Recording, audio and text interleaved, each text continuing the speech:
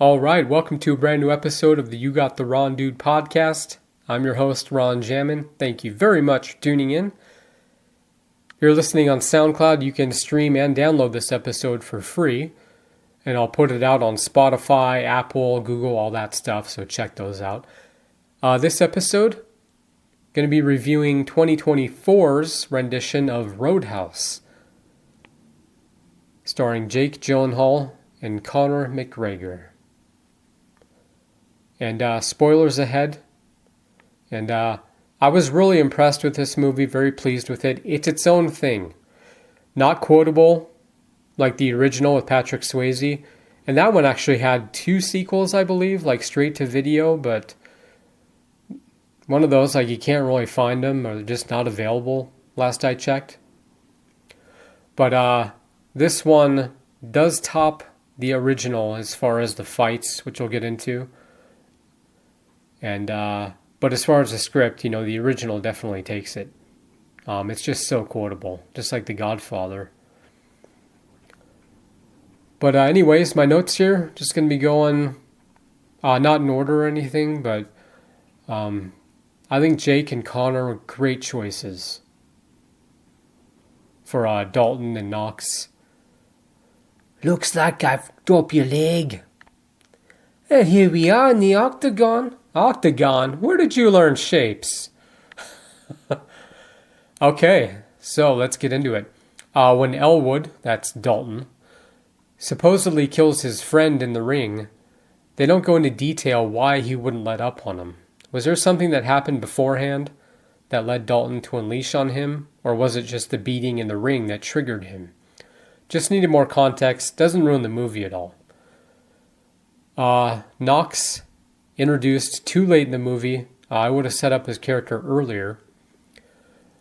Like I said, great fights between Dalton and Knox. They do rival the fights from the original. The original, like I said, I mean, that's a great movie from beginning to end, just like this. But this one, as far as the choreography in that and the brutality, just takes it to another level. So job well done on that. Double Deuce Restaurant Bar, a setup for the next movie. Let's see, Knox escapes from the hospital.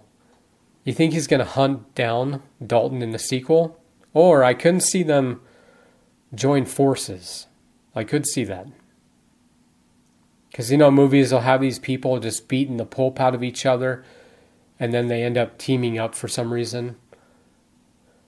The original had catchy lines, like I said. This one didn't, just borrowed just a bit. But again, I'm glad it wasn't like, taking everything from the original. It's its own thing. My version, a sequel, but not direct. I would say that Elwood is the son of James and Elizabeth Dalton. She was the doctor from the original movie.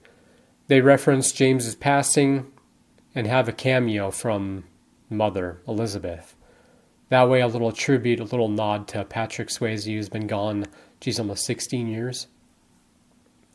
The original had a good setup with characters. They had a past. Even names stood out because of how many times they were said and impactful. Wade Garrett. Heard of a guy named Brad Wesley? But that movie, it's just the way they say him, because a name like Wade Garrett would be like, so what? But they say it and it sticks with you. And the last names, too. Whereas Dalton is Dalton. I believe in the original, some script or something, or some interview, they said he was James Dalton. Pretty sure.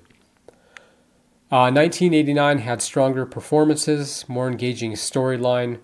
2024 version had too many villains, not enough focus on any one.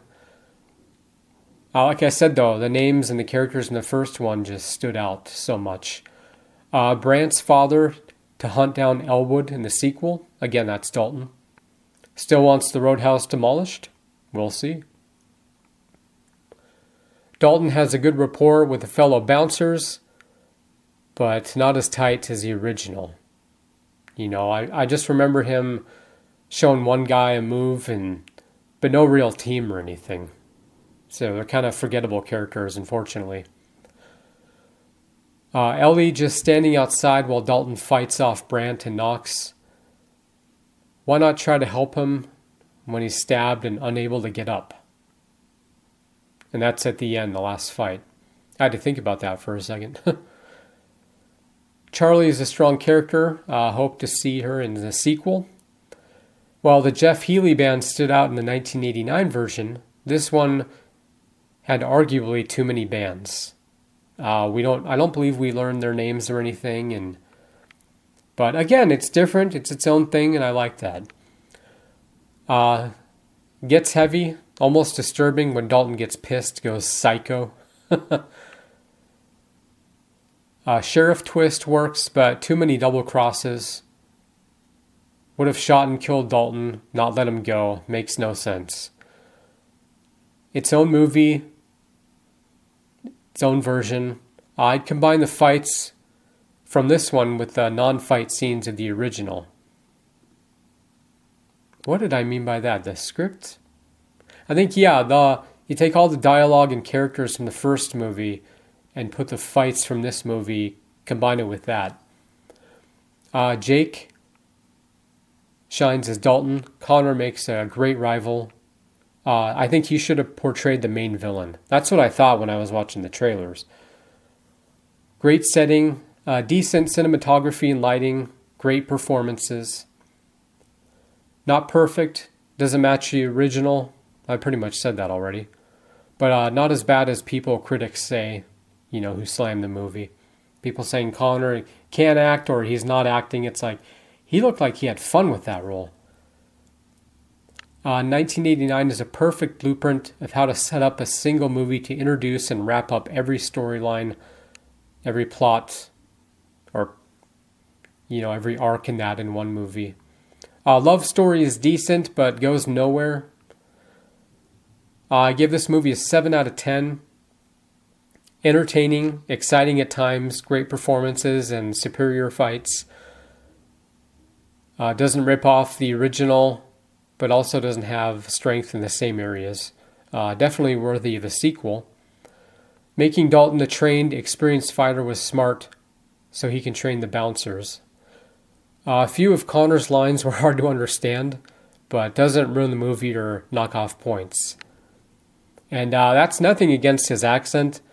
I look like the idiot. I can't, just some of the stuff, but when he slows it down, the looks like I fucked up your leg. And then Dalton says something to him, and then he's... It's a lovely. Like, what's that? I gotta watch it with the subtitles on. Again, nothing against... I love accents, so it's not about that. But extremely small town. Never really get a feel for the place. Did we meet all the locals? When Brandt had money, why not just make Frankie an offer to move or blow up the place before? Not really a plot hole or anything, but just an opportunity. Or they could address something like that. Dalton was able to dodge punches during the first fight, the slap fight, which is very well done.